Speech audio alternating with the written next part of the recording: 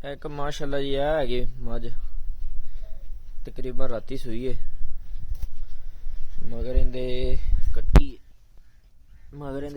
है माशाल्लाह।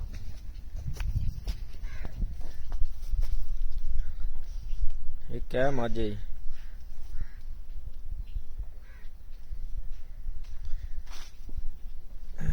ये भी सूई हुई है इन्हें मगर अभी कट्टी है चोइयां खड़ियां ने इत्थे एक मज है जी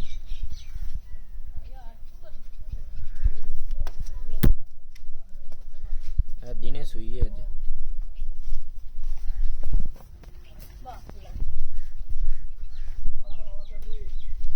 इंदा बच्चा जी इन्हें मगर भी कट्टी है एक है मज है गब्बन है जी है भी मज गब्बन